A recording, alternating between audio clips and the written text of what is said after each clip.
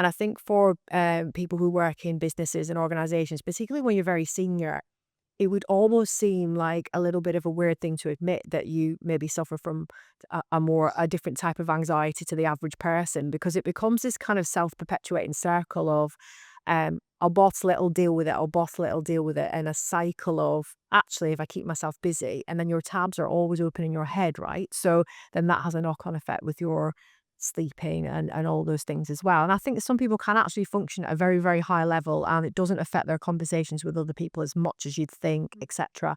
But when they fold into the background of being at home with their family, it can come out in those environments as well. Have you had clients share that with you, either way, like it affects me at work, or actually I'm very good at masking it there, but when I come home, it's different? Absolutely. It's really common. Like I say, like that high function anxiety, as you said, what we can actually think we are the calm one, the strong one. Everybody comes to you, especially if you are at the top of a company, if you are the leader, then yeah, you'll be that person everyone comes to. And there's a lot of validation in that. It feels really good. And this is where I was at. I was always the pillar, the strong person, the one that never fell apart.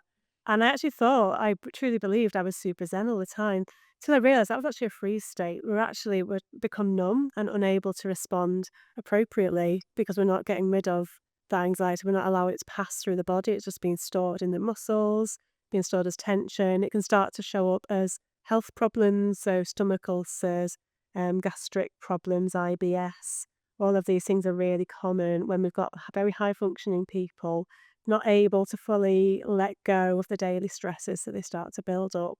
And it takes an illness or a breakdown to actually give that time to let it all reset. So yeah, by using breathwork, we can get those resets in earlier, so we don't need to have those breakdowns or use numbing, activities or behaviours to cope. So a lot of people might emotionally eat. They might be drinking.